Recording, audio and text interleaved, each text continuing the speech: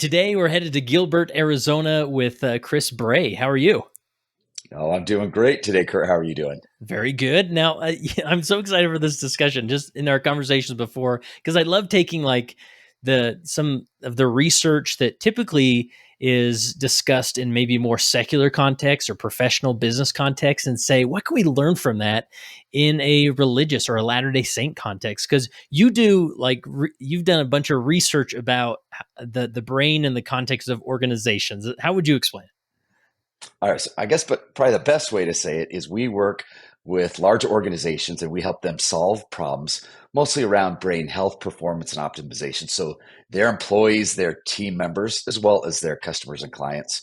And we help solve problems, create solutions for them based around neuroscience, cognitive psychology. We work with about 50 to 60 top researchers around the world from institutions I'm sure you're very aware of. And we use a lot of this new research that hasn't really made it into corporate America. And we take it and really use it to solve problems in a way that we know works, because we know how the brain works, at Yeah. least some of how the brain works. Yeah, and I love it. And it's one of those things. Like I think there's times where sometimes our church culture and organization sometimes gets a bad rap just because we are an international church and we're sort of run by a institution, for the lack of a better word, or a corporate entity. Sometimes it feels that way, and so there's there's moments where you kind of feel like you're in this corporation where goals are coming down, how many people are going to baptize, or maybe the missionary program feels that way. But then there's other times where we almost resist it, like, wait a minute, we don't need to consider brain research in the gospel, like it should just be Oh, revelation yeah. led and all these things. But I think this is revelation that God gives us through research that we can consider and apply different things. I mean, is that a fair way of framing it? Oh, Kurt, 100%. Because the more I've studied and learned and been educated about the brain, the more the gospel really was opened up and how the gospel works, how revelation works, Yeah. and the best ways that we can do it because they're so synonymous. I mean, almost every week at church, I would say in some way I'm almost like an Elder Uchtdorf. I'm always bringing up the brain science and the brain research. I mean, Yeah. not that I'm very much like Elder Uchtdorf at all, but it's amazing how they so work together. Like just one example is we know that when people have insights, these aha moments when all of a sudden things are opened up, that brain researchers have and neuroscientists have tried to find out what really happens in the brain in that moment. And Hmm. we do know that there are connections that are happening in different parts of the brain, but it's almost as if there's a flash of light that's seen by researchers the moment these people have these aha moments, whether they be small aha moments of, oh, I'm figuring out this math problem or an issue that I have, to these big aha moments of, oh, I need to make this large change in my life. What I'm doing or how I'm behaving or decisions I'm making aren't working out. And we have these aha moments, and no neuroscientist can describe this flash of light.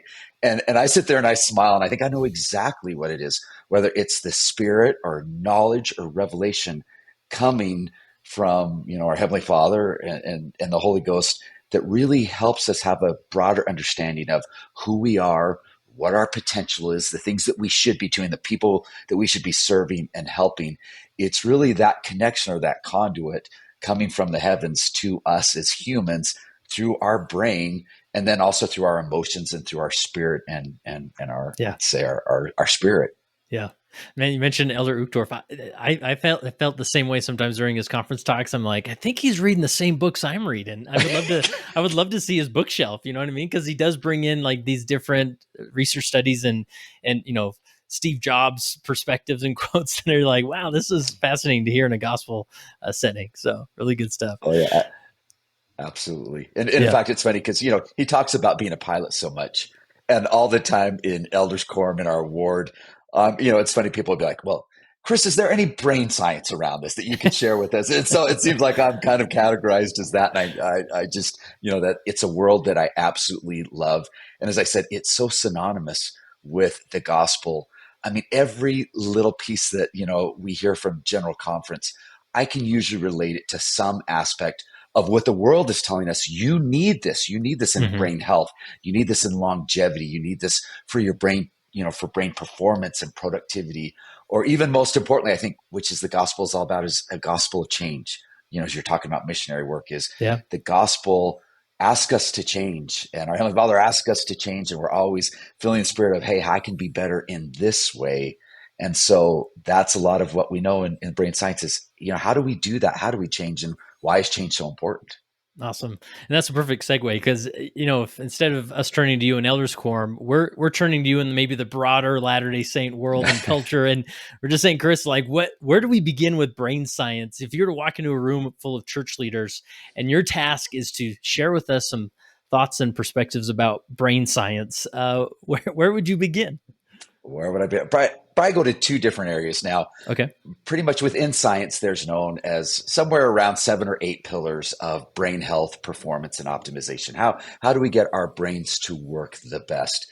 And so the first area I'd talk about, if I was around people who said, help us in our wards and our stakes or branches or even just our families, it's around change. What Mm, happens in the brain when we change? Now, we do know that anytime any change occurs, so whether it's a small change or a large change, that our brains go to pretty much what's considered a threat or reward or somewhere in between. And then based upon that response or how we categorize our perception of that change, certain chemicals, neurotransmitters are released. And those neurotransmitters are going to cause emotions and feelings that maybe happen in a positive way. This is a reward state. This is a toward state. Or maybe it's more of a fear state. mm, I had to laugh. Our stake recently, just changed up the ward boundaries. And I was like, okay, everybody's in a threat state. yeah. What's going to happen to my They're kids stealing and my what ward friends. am I going to be in? Yeah, that's right. Now I'm going to have no friends. And even though they live 2 blocks away, we're never going to see each other again. The friendship is over. But, so we saw this threat state and we saw these reactions of fear and apprehension. People are worried. They have angst and anxiety around it. And so that's a lot of that fear state. Whereas there's also the reward state of, we know that, when we change, it's, I think the perfect example is how we're inspired in general conference or a talk in church or a lesson. Like, I need to do that. I need to implement this in my life because it's going to change. It's going to make me a better man. It's going to make me a better woman. It's going to make me a better father. It's going to make me a better, someone I can minister to. And so when it comes to change, we have to understand some of the best ways to change. And so knowing we're going to go to a threat or reward state is really good to know. I mean, I'm laughing now because even as people are listening, within the first probably 90 seconds of hearing me talk, people thought, threat or reward. Okay, Chris is going to talk about things that I can learn about. This is going to be helpful. Or, gee whiz, I'm going to go back and listen to one of Kurt's other podcasts. This is not the podcast for me. So we know that the brain goes there, but we also know that it's going to go there quite quickly. But when it comes to change, we know so much like what the gospel teaches us that it's small change. It's these small changes and decisions that we make every day that create new habits, that create new neural networks, that create these neurotransmitters that motivate us to continue on to a change. It isn't the big, huge changes. It's the small changes. So perfect example, I have a daughter who's on a mission right now in Louisiana. And of course, she's working on helping people she's teaching change. And she says it's so hard to get people to keep their commitments. Mm, And I often use another term for members of church here, keep our covenants and do the things that we should be doing. And I kept on saying to her, if it's hard for them to do what you're asking them to do now, make it smaller. Say maybe just read for 3 minutes the Book of Mormon instead of 5 minutes. Maybe if it's hard to pray 2 or 3 times a day, just pray once a day, and the rest of the day have a prayer in your heart. So that's one of the things is we have to realize that changes occur in small ways. Changes, it's a frightening thing when we think of, and I have to laugh. We're looking at people who've held all sorts of church callings, and the moment it's announced, hey, we're having stake meeting and we're going to realign the wards, it just causes people who have strong testimonies to worry about what's going to happen. Now, we darn well know that the Lord's church is going to move ahead and it's going to be good for us and provide us opportunities. But getting there sometimes is small changes. And as I've watched over the last 6-7 months, people get callings that maybe they wouldn't have had in the other ward. People make new friends in the new ward. And it's these small things that happen every week that then get people to, I think, where the Lord wants us to be and the Spirit is encouraging us to be of the type of people that we should be. So change absolutely would be the number one. Now, the number two thing And maybe I should pause there and see if you have any Yeah, questions about the change aspect. yeah, for sure. So I guess I've heard it framed. You can either use the stick or the carrot, right, to prod Right. people into change, right? And I think we all have examples of seeing either the guilt trip lesson or the passive aggressive, like, well, if you do this, we'll have a pizza party or whatever it is, right? Or promise you eternal blessings if you act a certain way. And I appreciate this reframing on we're looking for small change. And so I'm just curious, maybe what that looks like, or if you were coaching an elders quorum president to stimulate small change, because sometimes you just see the big problems, you think this has got to change, we got to come together and change this big thing, and it feels overwhelming to that group, right? Like, I don't, does it really matter, like, if I do this differently, will it really change? Mm-hmm. So how does one lead generally, or if a story comes to mind, you have been elders quorum president 3 times, which maybe we can draw upon, but what Thanks for comes to letting mind? everybody know I can't get it right. You can't get this calling right. Hey, I mean, no, look you at just me. have I'm lots an of experience. old elders quorum president. I'm like, you sure you don't want to call someone who has the energy to, in their 30s and 40s? But No, I think it's anyway, great. So, I mean, how do you begin with focusing on the small change rather than trying to push the big change? well, here's what a lot of research says, and as I say, it's very synonymous with what the gospel teaches us, is we can't force people to change. You can't. It has to come internally versus external. Now, external, we can have external motivators, rewards, or like you said, or maybe there's the threats or the sticks that cause us to do that. But really, when we see the brain really begin to change and new neural networks happening and the synapses firing off, is when I have that aha moment, when it's a personal choice that I accept change. Because the moment I decide, Kurt, I want to change, I want to do this, what then begins to happen is that all of a sudden chemicals are released. You have dopamine, which is the motivation, chemical that says, "Hey, I'm going to work this out," and the brain starts finding ways to solve the problem and make the change, and the behaviors and actions and communication and relationships, all those things that they begin to focus on the change. So when I think about speaking to elders quorum or really anybody in the church that we're trying to get people, hey, go out and minister to your people, or hey, make this change in your home. We really, we should be doing come follow me. We should be reading the scriptures or holding family home evening. It really is helping them make that choice. And the best way for people to make that choice is in a way that they can say, I can do this. Because, Yeah, as we know nowadays, especially post COVID, people are busy. They have lots going on. They have a lot of worries, a lot of hardship. Life can be very hard. But when we make that change small, then they're able to say, I think I can do this. And we call this self efficacy. And self efficacy is the belief that, hey, I can actually do this. I didn't think I could do it before, but I think I can do it now. And it is what I call just the key to unlocking potential. All of a sudden, people think, wait a second, I can do this. And not only can I do this, I can be really good at it. I can think I can do this. I can have come follow me, and I can really influence not just my spouse, my significant other, my children, but I'm gonna have an effect on myself too. So the smaller we can make it, I always tell people, if you do something 3 minutes every day compared to, hey, I'm gonna study my scriptures or go serve an hour every day, and then you can't fit it in, that 3 minutes adds up really fast. And it's amazing what we can do in small amounts of time. So yeah. it's the small changes and small decisions that get us there. Wow, there's so much there, and just a few things that come to mind is the you talk about ministering, you talk about things you can do in your home. Like, I feel like many times as leaders we try and solve the problem in the room at church, like in the elders quorum room or the release society room, and that's a good sort of rallying point, meetup point, connecting point. But we just sometimes we fall in the trap of, like, all right, this Sunday I'm going to teach the most epic lesson about ministering, and by the time they leave that room they'll have dozens of quotes and like hundreds of scriptures thrown at them. Then they'll understand that they need to go minister. But oftentimes this change happens by getting out of the room, by giving them experience outside the room, and then pairing that up with this self efficacy uh, principle of giving them something that they can simply do, that it's easy. And maybe you go with them on the first time they do that, whether it's a service Mm-hmm. assignment, whether it's a talking to somebody in their home. But so I come back to that theme, was sort of in my mind of, like, a lot of this doesn't necessarily happen in the room of elders quorum. Yeah. Oh, apps, 100%. And we could go talk about missionary work. We could talk about Right. ministering.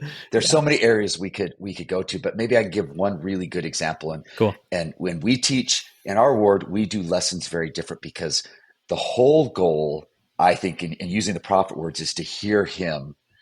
And our goal, and if I was to use a brain science, term, it'd be to have an insight or that aha moment that causes that person to want to change, and then we help them make that action or take that first step so that they experience it. So I think one of the best things to do is, and I'll give you a little history here, is I did a lot of schooling in Oklahoma, and I had a lot of really good friends, and they would invite me to Bible study, and I loved Bible study, going to Bible study with them. And I remember going the first time, it was a men's Bible study. We sat down, it was early in the morning. And before we even got into the Bible study, all these men sat around and one said, okay, one of the men said, what, are your wins and successes? Let's share those. And so it kind of went around the room. There's probably 6 or 7 of us. And then the second question that this man asked is, what are you struggling with? What's hard? What are you worried about? And I about fell out of my chair, Kurt, because they were sharing things that literally I was like, oh, wow, like this is a real safe place, so vulnerable. And they shared things. And at the end of the Bible study, after they'd shared and we studied the scriptures, they then said, okay, we're going to say a prayer for each of the men here. And this week, will you pray for them? Well, I went to Elders Quorum that next Sunday, of course, and I'm sitting there and we're talking about things. And it was amazing how so many people, they weren't willing to share like the hardships. There was this perfection of I have to show that everything's okay. And so when I first became Elders Quorum, one of the first things that we did, speaking about having changes, I wanted people to experience that aha moment or hearing the Spirit or having this small bit of revelation by really getting to know the other elders and seeing what their lives were like. And so we started instituting that. Hey, what are your wins and successes of the week? Let's share them today. Let's celebrate as a quorum. And then what, of course, are you struggling with now? The first week, I'll tell you, Kurt, it was such a worry because I as a presidency, we're like, it's going to be dead silent. So be prepared. One of us needs to Yeah. share first. But then this quorum member, I would say, who was in his late 50s, looked the epitome of an individual who has everything in control, said, I have something to share. And my daughter, one of my last children, just left for college. And within 1 week, she called me and she said she's not going to attend church while she's away at college, that she needs a break. And as he shared that, I mean, tears filled his eyes. And there was a spirit that came into the room in that elders quorum. And he said, you know what I need? I need your prayers, but I need someone to stop by and make sure I'm okay. And I mean, no epic lesson could ever compare to the invite that he gave, not just to his ministering brother, but to the quorum of, I need you, and I need you outside of this room for an hour. And so then we kind of came up with a plan as a presidency. Of course, his ministering brother encouraged other people to go. And that one comment, I would say, changed our elders quorum, because all of a sudden it wasn't something we talked about. It was all of a sudden men in the ward were stopping by on their way home, or texting or calling or dropping something off. I mean, I'm laughing. I'm like, we can outdo the Relief Society anytime. We're dropping off bread and cupcakes and, what elders quorum does that? But we need to drop stuff off and stop by and see them. And it changed how we ministered, because all of a sudden they were doing it outside. We weren't talking about, we were doing it outside of the church period or the church block or in that room. It was everyday life. Yeah.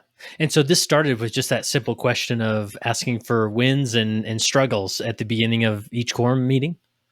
Yeah, absolutely. That is, and I'll be honest with you, Kurt, it doesn't matter to me if we take 5 minutes or 15 minutes, because we need to know how the brethren and the families are doing in our quorum. And I thought, as we moved to 2 weeks later and we do it, I thought, are people going to continue doing this? And it literally has, I'd say, flourished in that people feel like it is safe. In fact, just a couple of weeks ago, we had an individual in our ward whose son suffered just almost a mental breakdown during the week. And I have never seen a rallying cry like when word went out, like, hey, we need to take care of the family. They were redoing some of their house, so they were in a rental house and they had to move to a different rental house, to get people to come and help. It was because that brother shared that in elders quorum. it's like everybody just was like, oh, it doesn't matter what we're talking about here. What can we do for you outside of it? Do we need help finding a home? Do you need help moving? Do you need us to take your other kids while you're working this thing out? So it really has flourished in a way that it's a safe place. And Yeah. almost now, what I like is, yes, the wins and successes are there. We love celebrating, but as you know, we've heard in general conference so many times, if you know, every person you really meet, I think that's Elder Irene, every person you meet, you can assume that something is going on in their life. And I will testify that that is so true. But now we know Yeah. because the men are sharing and feel comfortable to share. And if they don't share it, they'll stay after and they'll say, hey, I want you to know this is going on. And if you as a presidency or, you know, I'm like, can I let your minister brother know? And so it really has helped flourish in a way that has, I would say, changed the relationship amongst our quorum members and the Yeah. ward. Yeah. And I think in my experience, most of the time, it's not even even if it doesn't lead to like, oh, we can do something for you outside, church or whatnot. But most of the time, people just need that struggle to be witnessed, right? They just need to know that, wow, today this week was a hard week, and others be like, love you, brother. Like I'm glad you made it here. Here I'm you are, here. right? And we also have this culture of like or tradition of like, yeah, we want to help, and you should share what you're struggling with, but let's step into the bishop's office, like, okay, like what are you struggling with, or let's come into your house as ministering brothers and sisters, like, okay, like here, you can tell us, and we'll go tell the bishop, we'll make sure. But to be like to be an elders quorum in release sign and be like, this week was hard for me, or guess what, guys, I got a job promotion. Like this is something I've been gunning for a while, and it came, and just sort of having that moment, like that, it's that community, not necessarily the connection of another person hearing it, but having your community hear it, validate it, and like sit with it, which can be so powerful. Oh, and I think as members of the church, we're known for having a community. But Yeah. I will say, post COVID, I think we've lost some of that community now. And I'm saying from, I've lived in areas where just outside of New York City where, our ward expanded, miles and, 30, 40, 50, 60 miles. You're driving an hour to church. And now I live in Gilbert, Arizona, where it's like one square block Yeah. mile. But we have lost that sense. In fact, there was some research done in the 1950s that asked men, how many people could you call up if you had something go wrong in your life? And the answer was like 5 or 6. I have 5 or 6 men I could call in the middle of the night if I needed someone to come over. Well, the same question was asked, and this is just general public in the Uh-huh. early to mid 2000s. And the answer was less than one. So a lot of people are saying zero. I don't have Wow. anybody that I can call. And so I think post COVID, we have to get back now to where, like you said, it isn't just let's hush it up and keep it quiet. It's let's share it. And Yeah. like you said, I love how you said it, not so much that we can help, because in some ways we can't help, Right. but in other ways, you just know that someone has your back and someone's listening to you and someone knows and someone's praying for you. But Kurt, not just, and the thing that I think is so key here, especially post COVID, is not just in our wards, but I think in the elders quorum presidency, that we're responsible for every man who is in our ward boundaries, because they're going through the same things. They have hardships, they have marriage struggles, they have all sorts of issues.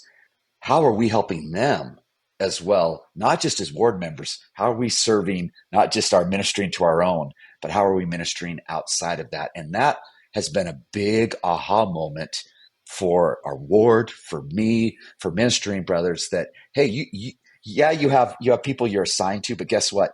You got about 60 others that you're assigned to. Now you have a job and you have a family, and kids have cheerleading and soccer and music and all those things, but your neighbor, that's an assignment. And let's figure out ways together that we can do things. And so it's Yeah. been a big mindset change, just not for men, because there's a lot of men who in our ward need our help, who are in our ward boundaries, but not specifically in our ward. Yeah. Yeah. All right. So let's the basic like premise we're talking about is like, as a leader, you're creating these aha moments, and it's often you're speaking in the context of like sharing community, because again, it's not about sharing that mic drop quote from conference and being like, aha, doesn't everybody have an aha moment? Like those are helpful, and those are needed, but to like come together and make it not just a teacher talking, but a community there in that room that's sharing these moments, and that those aha moments happen, which take us back to like that it's stimulating change in that group Oh yeah. when that's Hmm. happening. Is that a good reframe there? Yeah, absolutely. It's just getting people to think and act and communicate maybe differently than they thought of before. It's really changing perception, Yeah. changing perception of themselves, and also changing perception of how they see, the people they minister Mm, to, or people in the quorum, or their spouse, or their children. That's we want to change those perceptions. And one thing that we do at the end of every elders quorum is, we everybody's talking. We give breakout time that people can take that lesson and really think about it and simmer on it. But we always close out with tools.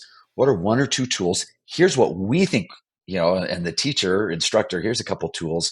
What are other tools that we can use it then this week? Like, what are we going to do this week that if you didn't have an aha moment, we're famous for saying, you know, hopefully the Spirit has said something that you need to do, but oftentimes it doesn't. So, but the Spirit's going to speak something this week if you just listen and hear the Spirit to the tool that you should use of someone you should talk to, or some way that you should change. Because sometimes, we think of, we always hear ways that we can serve, and the Spirit tells us. Well, I'm telling you, a lot of times the Spirit's going to whisper to you, hey, you can serve yourself well by changing this one thing in your yeah. life. It's going to make your life a whole lot better. Yeah. Wow, that principle, just seeing things as they really are, thinking about that's like Elder Uh-huh. Bednar, Elder Maxwell like thing.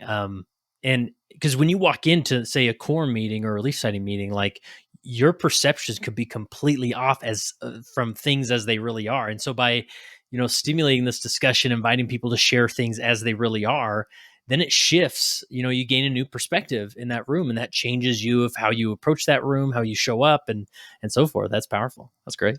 And Kurt, think of what's happening all week. So all week, I feel like there's a perception shift happening every week. So you go out in the world and you're working in the world, and your perception is shifted based on what you're seeing in the news, people you're working with, Yeah. social media, what you're watching on television. And then I feel like, boy, that Saturday and the Sabbath day, let's get that paradigm or your perception reshifted to what's super important. Your marriage, your faith, your testimony, being a dang good dad, changing the lives of people around you. And it isn't like, the one thing I never want to do is load more on. No, it's not that we have to do more. It's just you have to weave things in. Like if I go out to the mailbox and my neighbor's out there, oh boy, I better say something. How are you doing? What's going on? What can we do? It's hilarious. Like the other day, I was racing to get a child off to a sporting event on Saturday, and I saw my neighbors all around the garage huddled. And so I asked them, hey, through the car, what are you doing? They're like, oh, we need one more person to help move a refrigerator. Now at that moment, I'm thinking, okay, I'm going to be late to the basketball game, but it's those little things, and it took 5 minutes, but yet that was a perception change that we need to, it's Yeah. just a constant shift going back and forth. Yeah. And again, if you can do that, sort of ignite that perception change on Sunday, it's going to perpetuate throughout the week, right? Rather Oh, than, yeah. Anyways, yeah, that's really helpful. Anything else as far as, you mentioned two things to consider, one change. Anything else in the change world that you want to make sure we hit on, or do we cover it pretty oh, well? yeah, we have to. We can spend a couple minutes here, but I Okay. think when we talk about resilience is key. Now, life is really difficult. Once you've been around long enough, hard things happen to everyone. And I think it's really key that leaders, family members, parents learn a little bit about resilience. Like, how can I become more resilient? How can the gospel help me become more resilient? Like, as we've studied resilience and looked at a lot of the research, it is amazing how, like, literally how it's woven into the gospel, from, Sabbath day rest and rejuvenation, to fasting is so good for the brain and the body, to what we eat, to rest and rejuvenation. So many people sleep, but they never really rest. Hmm. And what things we need to. So there's a lot of things that we work, but resilience, and we think of missionaries today, and being resilient amongst the work that they're doing. I think it's really key. And boy, we could spend an hour or two on resilience alone, but people learn how to be resilient. So let me give a definition, is when we talk about resilient, it isn't just I survived something, a challenge or a hardship, but I actually grew and developed through it. I came out of that challenge or that hardship better. I was different.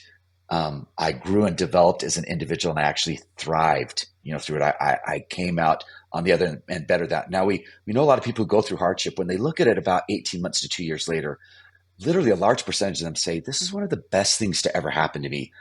Maybe it brought me back down to my knees. I relied on Heavenly Father more. I figured out I could do different things than I thought I could do. I became a different person. And so I think it's really key that we learn more about how to be resilient in a world that seeks to tear us down in literally, and there's a lot of good stuff out there, but in a lot of ways, we know that the world is trying to tear us down.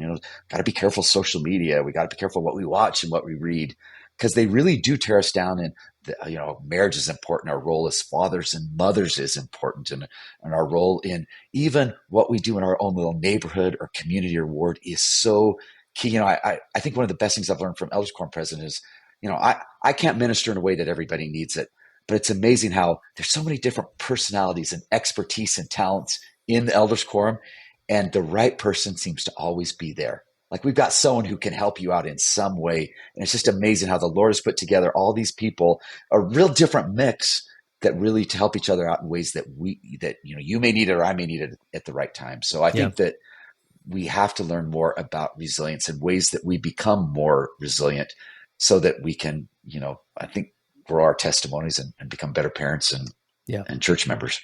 So what does that look like generally in practice as a leader who maybe wants to stimulate more resilience? Is it bringing that up in the lesson more? Is it maybe making that lesson more? Or like, how can a church leader better stimulate, solid resilience? I think one of the best ways to do it is to encourage individuals to have moments of prayer/meditation. Now, we know from research, if you even just meditate, pray, read your scriptures, have moments of quiet. So there isn't so much noise going on, our phones, our watches, the television, everything around us. But we have moments of quiet, that the brain changes and the brain opens up and relaxes. All of a sudden, all of these chemicals that calm us down, the parasympathetic nervous system, that those things slow us down and help us really to be open up, I think, to hearing the Spirit, hearing things that we should do, but also just calming us down and helping us be better in our jobs, be better with our families. And so I think one of the best things that we can do, and when I say this, it's literally, we see the brain change in 3 to 4 minutes. And people say, well, I want to go meditate or pray, and I'm going to pray for 20 minutes. Well, we see once you hit about 5, 6 minutes, that really exponentially, you've hit about 80% of the benefit of what you're going to do. So really, it's just finding those quiet moments of prayer, or of just sitting and going for a quiet walk, or sitting in your car, maybe getting out of work for a minute and say, I'm going to take 5 minutes and just have some peace and some Mm-hmm. quiet and just think, is so key to following, I think, the prophet's guidance of we need to hear him. Yeah. And it's really hard to hear. I mean, we work with one of the top brain researchers, Dr. Michael Merzenich, who's around brain plasticity. And he found, boy, if you want to take someone down fast, and he did a lot of animal studies early, give them constant noise. People can't think as well. They can't make decisions. They're Mm-hmm. not as calm. They're agitated. Anxiousness goes up. Depression goes up. Anxiety goes up. He's that constant noise. Our brains need quiet. So I think one thing that we can do is encourage our leaders to teach people, hey, we need to take this couple minutes and pray and Yeah. have quiet and peace and scripture study and just listening. It's so good for the brain. It's really what I call candy for the brain. It's Yeah. so good for your brain. Great things Yeah. happen when you do it. Man, there's such a, there's just the way you said that helped me see it in a new perspective, because, again, some people may hear that and think, oh, Chris is giving the old Sunday school answer, read, pray, do go to church, those things. But you're saying it in a cadence of not like, oh, go do this thing, but you're saying it in a context of actually do nothing in the context of these things. So it's not that, because sometimes the problem that we run into is that we're like, no, I study my scriptures, but I do it in the approach of, oh, I got to get come follow me done. Right. I've got to get Right, through right. the lesson. So, but it has to start from a cadence of like, I'm depressurizing rather than just like, oh yeah, I got to do these religious things as well. So the way you said that is so helpful, because it needs to be that reset. And I even think, like, in the beginning of a quorum meeting, a release society meeting, a sacrament meeting, or whatever, like even the cadence of sacrament, that you're not allowed to even play soft music during sacrament. We need nothing but the sacrament. And it's not an extra effort thing. I'm just sitting here in silence. And there's a there's such divinity in that, of slowing down Oh, and stopping. And that means you're reading a few verses of scriptures, great. If it means you're sitting in quiet prayer, great, right? yeah. You just gave me an idea. Let's take it from a different angle. Let's take it. I love what you said because it's so true, especially when it comes to the sacrament. Is we're working on really trying to be the best we can be. We're trying to become more like our Heavenly Father and Savior Jesus Christ as much as we can. And it doesn't happen through the check mark. I grew up in the check mark era. I'm reading my scriptures. I'm writing my journal. I mean, I was a check mark kid if you ever met one, complete with my Franklin Covey planner that I had from from the Love mission it. on. I was all in. And then I learned more as I got older and started to study this is it's not what I'm doing, but who I'm becoming. Mm-hmm. And that it didn't matter if I read 10 minutes of scriptures or 5 minutes of scriptures. It was what did I take out of it and who am I becoming now? We do know when it comes to the brain, self-reflection is one of the best things we can do to become a better human. Because when we understand who we are and understand our purpose and maybe why we're placed here on the earth, and there's a lot of different ways to go about doing that, but why I'm here and who I am and what I can bring to that, it changes our own outlook on who we are and what we can do. But it just makes it bless, I think, the world as well. And it's not by doing more, it's by slowing down and saying, okay, I am going to read the scriptures and I'm going to pray, but what is it? How is it helping me become the person that Heavenly Father wants me to come? It's that who am I becoming, not what am I doing? Because you can do, but you aren't becoming. And I think even in my 40s, it's just like that world opens up to me and I'm becoming more the person I need to be to better hopefully fit into Heavenly Father's plan. Ah, love it. Awesome. Anything else around the topic of resilience that would be worth mentioning? Or Yeah, I know the church is offering a lot of different courses and classes that you can take. I think it's oh key yeah, that people right now in the world we live in learn about resilience and ways to be resilient. And I'm just talking little small tools, things that you can do in 3 to 5 minutes to calm down from those anxious moments and really just be able to be like, okay, I can handle the day because we're so busy. The world, I mean, we live in a hyper novel society that the world is changing faster than really our brains can even comprehend. And just wait as we move into, and you see the research around AI. I mean, it's moving mm, so fast that ever more we need those sacrament type of moments where it's silence and we're thinking about the Savior, we're thinking about our families, we're thinking about who we are and learning more about who we can become and who we are. And I think that will help us navigate this world of increased and depression, anxiety. And of course, I'm not taking away from diagnosis of depression, anxiety, and medications, right. those things. I'm just saying there are ways that we should teach kids from a very young age that we have to know how to handle stress and anxiety because it is ever amping up and increasing. Perfect. Okay, so change and resilience. What was the original context those were in, as far as like how the brain, like what's how to help people change and also how to help people be resilient? Is that the Yeah, and I think change, of course, is the gospel's teaching us. It's the gospel of change. So, what are ways that we can mm-hmm. change? And that's through, I think, doing smaller things Okay. more regularly every day. So, if you can't read your scriptures for 10 minutes, I'm saying go down to 5 or go down to 2 minutes. It's just the accumulative effect of what happens in the brain is amazing. I mean, there's lots of studies that have been done around people losing weight. And of course, what do we do? End of the year is coming, beginning of the year is coming, Yeah. and people are going to join the gym. We're going to be carb free, sugar free, cholesterol free, whatever. We go crazy. We're going to go to the gym. But Yeah. what was found is a lot of research that was done is people who literally were told to put your shoes right by your exercise shoes, your sneakers, your tennis shoes right by the front door. And this week, Mm-hmm. that's all you're going to do. That's all you're going to do. Okay, this next week, all you're going to do is you're going to walk down to the edge of your driveway. We don't want you to do anything more. Well, of course, is anybody going to do that? No. And then the next week, it was, okay, why don't you walk to the end of the block? And what's amazing is people who did this, the smaller, and because first of all, you're going to have more wins because you're doing it, which releases the right chemicals, motivates you. You feel like I'm doing things, I'm making progress versus I didn't hit the gym, I ate these cookies, I did these things. But these little small things that those people lost more weight, kept it off longer, than anybody else who did the big changes. So I think that's why we have eternity. There's a master plan in here that it's the small changes throughout our lifetimes that really help us become the people that we Yeah. need to be. And then to be able to conquer that, I think comes through the resilience. Yeah. Being able to get through the hardships and hard times that we all face and be like, I can make it through and I can do this because life is really difficult and we need to be able to be resilient and rely on the gospel to be able to make it through those hard times and the knowledge we have. Yeah. Yeah, so this is great. I think if there's like a leader out there listening who just sort of feels lost in their calling, or they're just maybe caught up in Oh, the administration of it, the day to day, the week to week, and say, okay, let's refocus and say your mission is to stimulate small change and to stimulate resilience. What a great place to start from, and that may flood your revelation machine there and give you a direction to go with your organization.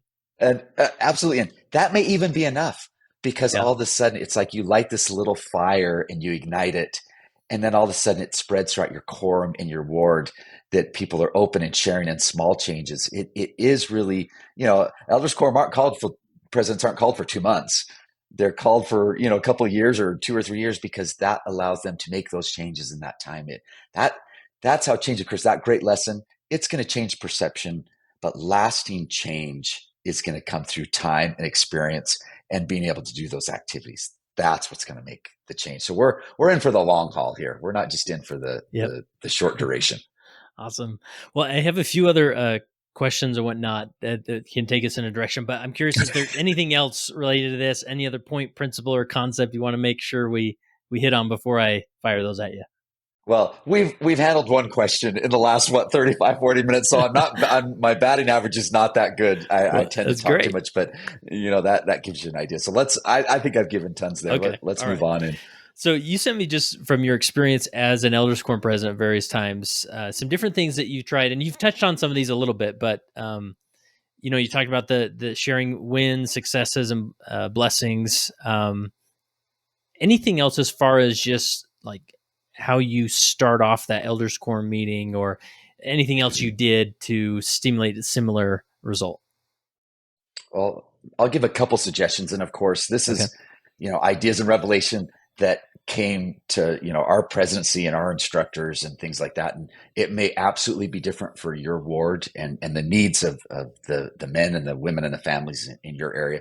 But one thing that made a big difference for us quickly is our lessons. We Mm. really changed our lessons from the Elders Quorum lessons that have been going on for how many hundreds of years, the same way one person stands up to it is a group discussion, like it's led by an instructor and we teach them how to do this, led by giving some key points, some learnings that came through it. And then we break up each of the men into groups and we try to get them. Now there's some meaning behind this. I guess they're going to find out if they listen to it, but we want men to get to know each other Mhm. because oftentimes, in church we come, we sit, we race to second hour, and then we're out with our families because we need to go get home and something to eat. We don't get a lot of time to talk and communicate and get to know each other.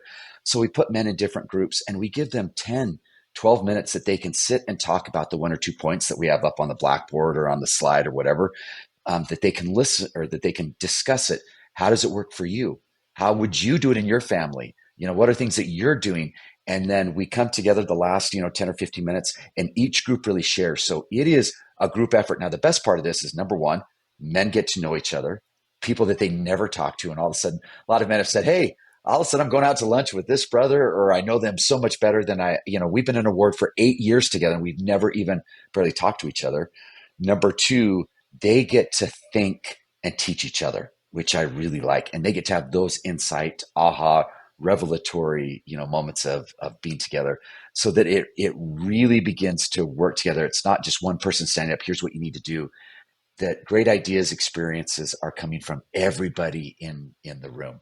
And what's hilarious is sometimes it's like, okay, brethren, we got to put down chairs, lesson's over, but they're still talking and still like, Yeah. wait, I've got one more comment. So it takes time to get there, but we really focus on those lessons and really facilitating a discussion of experience that all men. And here, the third great thing about it is no one's on their phones and no one's on their iPads because you can't do it because your group is talking. And they're small enough groups that you can't hide, but big enough groups that if it is uncomfortable for some men, I don't want to speak up. absolutely. You can say, I always tell them, you're driving the bus. So if you don't want to speak up for your group, turn to a brother and say, hey, will you share these comments for me? We're all uncomfortable or comfortable with different things. So a lot of benefits come. I'd say that number one is how we do the lessons have really changed the activity and men coming and staying in elders quorum. So that's Yeah. one. Yeah. Which I No, don't know if you have any questions about yeah, that. for sure. So I love that response. And I'm just, my mind goes to like, sometimes there's some risk in that. Like you mentioned, like that first Oh elders yeah. quorum, you stand up and say, will someone share your success or your struggle and not? And you run the risk of it, nobody saying anything. Right. And so, and there's a risk in like, what if you break the lesson up into groups and they're talking and people are like, there's this natural resistance you have to push through of people like, oh, like I came in here with the expectation that I could sit here and just you could talk and then I go home and it's fine that way. So, I mean, if you were coaching someone on just like, I feel, they may say, Chris, I feel uneasy, like asking the quorum to sort of break that mold. Any encouragement or simplicity you could bring to just how to do that? Oh, so the first is going to be good. You need to change it. It's an old process that needs to change, especially post COVID. And it is uncomfortable, and it's good that it's uncomfortable because it isn't all about coming to elders quorum just to feel good. Now that's part of it, and we're building a brotherhood, but it's also that we're becoming better men, like we're becoming better disciples of Christ. That's what we're doing now. Of course, we strategically, especially first initially, hey, let's have a certain man who we know will speak up and we know will help lead the group, or whether it's a presidency member in these different groups. So we helped facilitate it. Now, remember, it goes back to change, Yeah. small changes at first. And so maybe if initially at first there were one or two groups that didn't say a lot, then we'd focus, hey, the other groups. But next week, hey, I want you to say one thing, just share one thing that you talked about. And so it really is the small changes that are going to get you there. But it's key because the men aren't going to get the revelation by coming and sitting like they have for years. Well, I shouldn't say they're not. They may not. I think the increase of chance is going to, be much higher if they come and participate and think and open up their scriptures and have discussions about the topic versus be on their phone texting, Yeah. looking at the news. Like we've got to have you involved. And it is funny because, initially some men were on their phones, but then some brethren were like, brother, come on. Like, I want your comments. You've had good experience in this. So it's an encouragement. But once again, it does take time and it is a risk. But I like that risk because I think the reward payoff comes over time Yeah. in the changes that we've seen. Yeah. Yeah, and there's is this, and I don't know if this is like the scientific words to use, but oftentimes I'll be in a lesson, I'll look around, and with the teacher just teaching at the front, or lecturing or Oh, dominating yeah. time, most people in the room are like in a beta state where they're just sort of like they're there. They may listen, they may be listening, and maybe even enjoying the lesson. But when you get them in an alpha state where you're like, all right, discuss this with two other people, or let's stand up and some of you move over here, like suddenly it engages the brain. And you mentioned in your email that the brain does not learn or change habits when somebody's just at the front of the room teaching. Not at all. And Yeah. and I mean, you have to laugh because some people went to the bishop and like, here's what he's doing. I have to talk. So we had to prep the bishopric to say, some people may come and say, this is really uncomfortable. You've got Yeah. to say, well, I think this is a good thing. Why don't you try it? And that's Hmm. why I always do say, because some people don't like to speak up, and I never want people to feel that kind of uncomfortableness because it's going to take away the spirit of, is he going to call me on me? Is he not? And that's why we do the groups that, Yeah. hey, someone in the group is going to want to share. But I do want to make you a little bit uncomfortable because that's when you learn. That's when the brain, like you said, activates because you're having to change something, your perception, your behavior, your actions. And I'm causing that just a little bit of uncomfortable for you to question, say, maybe I do need to change this. And boy, what's funny is people who used to never speak up. Now they're the ones you can't get to be quiet. Yeah. We Yeah. have 10 minutes here, brother. Let's get to everybody. But you get the point. Yeah, and I think it's one of those things like you just have to stick with it because I'm sure if we got 10 individuals or leaders to try these approaches, 9 of them are going to come back after the first try and be like, Chris, Kurt, that was a disaster. Like, I'm never trying that again. It was horrible. But you almost need to expect that the first, the second, the third time, and then it's the fourth, the fifth time where suddenly it's transformational. What happens? and and it'll happen, and it's a lot of prayer, going Uh-huh. into that, and a lot of good lesson preparation, and a lot of strategic placing men in certain areas. But absolutely, it's not going to be a huge success at first.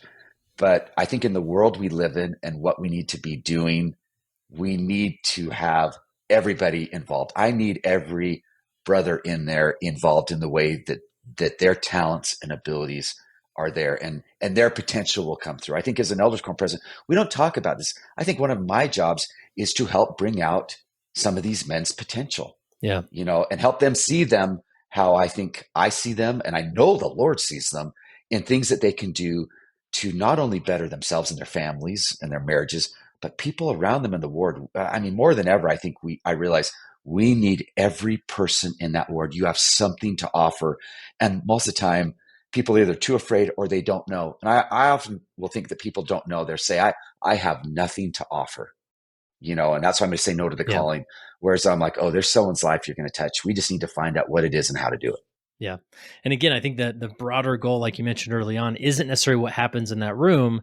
It's what happens outside of the room after that experience, right? And so just keep pushing. I think it'll be well Keep worth it. going, So for you sure. also mentioned this. You have monthly men's community activities. I'm so intrigued right now. Please tell us what this is Okay. and how it works. Now I realize a lot of men out there may go to threat state when I'm talking about all these changes, which I expect.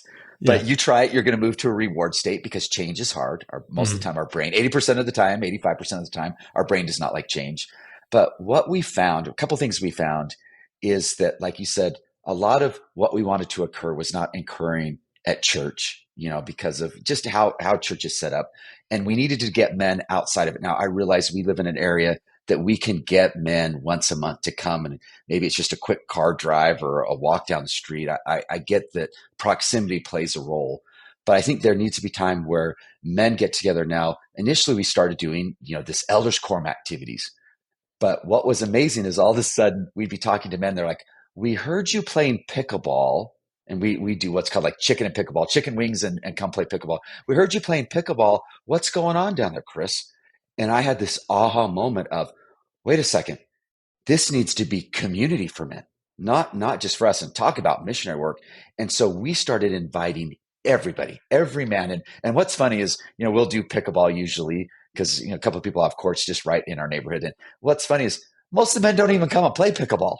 They come because they want to eat chicken wings and drink a Sprite or a Diet Coke and just hang out, have a little bit of a man's night for an hour or so. It's amazing. And then some men do want to come and play. They just want to come together. And that's one of the 8 pillars of brain health is social connection. The church gives us that. But there's so many other people, I think both in the church and outside the church, they need to get together outside. And of course, you meet men you don't know in the ward and in the community. So we have these community men's activities. Now, a second part of that is we found that it's not just having fun together, but I think oftentimes in the church, we feel like, oh, we need to serve others, which I absolutely 100% agree. But I think even more importantly, we need to serve together with people who are not members of the church. I've seen amazing things happen when we're serving together side by side. And so we've started some initiatives to help prepare people in our neighborhoods, families, men's get prepared, make sure you have water, 72-hour kit, things that we try to do once or twice a year where I'll give you a perfect example. We're having a fall festival come up for Halloween here soon. It is a community fall festival. And it isn't just members of the church who are bringing the food and setting it up. Oh, no, no. We have a little scan thing that they can scan and do a sign up genius. We deliver it to the doors and say, what can you help bring? So everybody in the community, whether you bring cookies or you help set up something, chairs or, the trunk or treat or whatever it is, it's not just the members doing it. It's everybody in the Mhm. community doing it. And it's grown over the years to where now I'd say we get probably 70% of the community out, and we want 70% of the community to be doing something. You're involved so they feel like I'm doing something with my community. And it just changes relationships. We get to know our neighbors, they get to know us, and it isn't just, oh, members of that church are holding this and we're going to come because it's fun and our kids want to come. It's our community holds this. Hmm. not just the church, our community does. And that's a change in perception for the relationships that we have, and opens up for a lot of missionary opportunities as well. Not just to do for missionary opportunities, but we're doing it because we love our neighbors and we want to be a community who helps each other, and who is there for each other. Yeah. Love it. Tell me about this once a week presidency ministering that you do. How does that work? All right. Well, initially it started out a lot of it coming to the stake that we do ministering, but we noticed that again, once again, it's really outside of the church that really great things happen. And what we do is we're in Arizona. It's really hot during the summer. We get in shorts and t-shirts. During the wintertime, we might be in Levi's, and we go and visit. And here's what's great about it. We're not calling you and telling you we're coming and sitting in your home and giving a 35-minute lesson. We're dropping by your door. We may have some cupcakes or some cookies, and we do 3 or 4 families. And we are, how are things going? What's up? What great things are happening? What are you working on in your house? Like, what hobbies do you have? It is just literally a get to know you. Now, what's amazing is usually some type of gospel topic will come up, and we'll talk about that. But it's getting to know the men and their families in a way that is in their domain, not the church and probably our domain in the bishop's office or the elders quorum, teaching room. It's we're getting to know you there, and it is amazing, because then if something does go wrong or something great happens, they're more apt to call us, and they're more apt to call their ministering brothers. So we absolutely do this, and we've now switched it to where we'll do 1 week ministering, and then the next week, because of proximity, for men who are around, a lot of people are working from home, let's hit lunch. And we'll Yeah. have 3 or 4 or 5 men. And guess what? We invite our neighbors. Hey, just you're working from home. Just come for an hour. We're meeting at the taco place right down the street, and let's just have literally a 35-minute. How are you doing? And it's just a bunch of men getting together, and it's great. I Yeah. mean, it's really fun, but it's also, I think, serving the greater good in building Yes. those relationships. So it's not like, now, of course, sometimes I'm on my way home, or I have things going on. I'm like, oh my goodness, we have ministry. It's one of those things like, oh, I don't want to do this. I've got 10,000 other things to do. And then the Yep. moment you're there for 5 minutes, you're like, this is the best thing ever. Like, these Yes. guys are great. I know them better. So I feel like everybody else does. We all have 10 million things to Yeah. do. But once I'm there, I'm like, oh, this is the best. Like, Yeah. I love these men. And I have more friends than I've ever had before, which is a good thing. That's great. Yeah. And I just so much appreciate, like, I think for whatever reason, I'm always trying to find a reason, but sometimes there's this feeling of like, I want to make sure people know we're coming. And so, then we create this big assignment administrative hurdle that like the secretary has to call all these people and whatever. But Yeah. there's something about just like showing up like it's 1993, knocking on the door and being like, yeah, I know you weren't expecting me, but hey, we're going to have a conversation here on your doorstep, and here's some brownies, and how are things going? Right. And that's okay. It doesn't have to be like this 30-minute lesson focused, where somebody's crying at the end. It can just be that touch point. Oh, and it's 2 to 3 minutes. And Yeah. oftentimes they'll say, come in, come in. We're like, no. We say no. Like, no. If you want to talk to us, we're going to talk right here at the door. Now, what's amazing though is oftentimes they're like, oh, we just finished dinner and we did a brisket. Do you want to come in and try the brisket? I did it I just did it for my first time on the barbecue or something. Uh, It's amazing the things that come out, but it isn't about that. So that the thing we wanted is when we come back, people know this is 2 to 3 minutes. You've got things going on. We just care about your family, and we want you to care about us. And so we just want to hear what's going on. And that's when you find out a lot of what's going on. And yeah. of course, it's oftentimes the right place at the right time, that we just oftentimes get there when someone's like, oh, we need something right now. Can you help with this? Or can you help us with a blessing, or, things like that. But if not, we're there 2 to 3 minutes. And oftentimes we're the ones saying, it's great talking to you. We're going. Like, we've got to go. Like, they're like, Yeah. I guess you always want them to want to leave wanting more of you. So we're like, nope, it's done. It's great talking to you. We're out. See you Yeah. later. Love it. Love it. And again, I always try and keep in mind the wards in Iowa or whatever that are spread out. Yeah. Yeah. And again, you can go to one, for that ministry night, go to one area in the ward and spend, hit 2 or 3 homes or whatever it is, and call it a night. Even if you just hit one home, it was well worth the drive. So, Right. And maybe you're doing it once or twice a month. Like, it doesn't need to yeah. be every week. It's just, hey, we're going to do it. And maybe it's, sending a text or calling them up on the way home from work. I just think there are lots of little things that we can do, these touch points. Because you hit it right on the head, Kurt. It's outside of my wearing my suit, being the elders quorum president. It's Mhm. it's outside of that. It's like you're seeing me in our normal basketball practice, stopping at your door, waving as you drive by, sending you text. That, I think that makes a difference. And I can always be better. We have a new ward and we're starting all over again. It's like, okay, here we go. I don't know a lot of these men I don't know. And so we've got to start again. So Yep. It's a journey. It is. It is for sure. All right, Chris, any other idea, approach, shift in perspective that you want to share before we wrap up, or how'd we do? Yeah. I think the last thing here is number one, let go of the perfection and the Mm, perfect elders quorum president or the perfect secretary, all those things. Just use your talents and abilities to be the best that you can be in the calling. And we're all not perfect. We all have things happen. And I really have let that go and just say, I'm always doing my best and trusting in the Lord that I'm at the right place at the right time. And I'm just trying to, I don't put a lot of stress on myself of, oh, I'm not doing enough. I just want to do enough of the right things. And usually for me, that's contacting people is the right thing. And a lot of this other stuff, we can all work out, but it's just the small things. And of course, I think you can never go wrong when it just is repeating what we hear in conference and from President Nelson is work on revelation, because the Spirit's going to tell you exactly what you need, what your marriage needs, what your family needs. We can't, you're not always going to get that from church or elders quorum or sacrament meeting, but the Spirit's always going to whisper to you. So you've got to just stop and take these moments of, okay, I just need to put out the noise and listen to the Spirit. mhm. And you may not get something, but once a week, you just might get something that's going to really change and affect your life in a really positive spiritual way. Yeah. Well, I know, Chris, you didn't come on the podcast to be promotional by any means, but if people do want to learn more about what you do in your day job and your business and whatnot, is there a place you could send them to learn more about that? Oh, sure. You can go to the Adaption Institute. That's Adaption Institute. I'll give it to you, Kurt. You can put it in the show notes, Okay. but Adaption Institute, and that's the work website. You can sign up for a newsletter that we give you all the brain science from work to marriage to making your life better. And it's just a once a week newsletter, super short.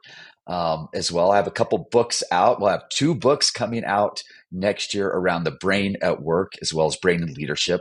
I did write and kind of offset things. I did write a parenting book last year. And so you can find it anywhere that you buy books. And it's called, I'll just tell you, it's called How to Raise Remarkable Kids Without Ever Talking to Them. Now, if that isn't a good title, Nice. and that came from my daughter, that came from my eldest daughter. So anyway, so we're good there. But I think that's a fun, easy, it's a short book just on ways that we can be better, better father, better parent. Awesome. Well, we'll definitely link to that. And the last question I have for you, Chris, as you reflect on your time as a leader in the church, how has being a leader helped you become a better follower of Jesus Christ? I think that the experiences I've had and the relationships and getting to know these men and families, you see people at church. I think when I've seen them in their lives and the incredible service they offer and the people they are, it has inspired me, weekly to be a better follower or disciple of Christ, because I just see these people who look, we all look so normal, and yet they're doing these incredible things that no one ever knows about for their neighbors and their families and in the community. And it just is amazing. And so I think it inspires me that I see these people and I'm able to serve them in some little small way. I'm trying to be as good at elders quorum president I can, but it's those things that have inspired me to be a better follower and disciple of Christ. I think it's just a huge blessing to be able to work with these men.